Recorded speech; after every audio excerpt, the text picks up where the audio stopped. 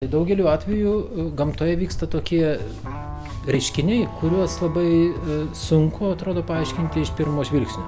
Yra daug tokių reiškinių. Pavyzdžiui, vienas iš tokių, kodėl verdama dešrelė trunka išilgai, o ne skersai. Galėtų trukti daug labai kartų skersai, bet trunka kažkodėl išilgai.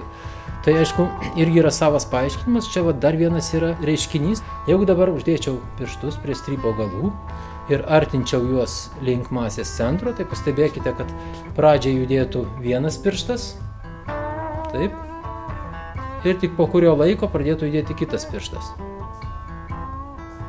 Taip, tam sustojus vėl juda pirmasis ir tik tai vėliau antrasis.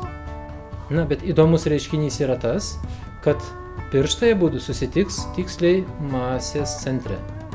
Reiškinys labai paprastas, labai nesunkiai galima paaiškinti tuo, kad trinties jėga, kuri veikia, kuri yra iš tikrųjų sąveika strypo su pirštu, priklauso nuo to, kiek strypas stipriai spaudžia pirštą.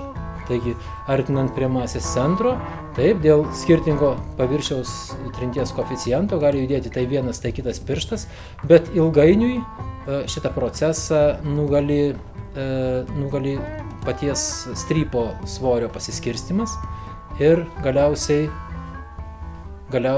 abudu pirštai susitinka ties strypo masės centru.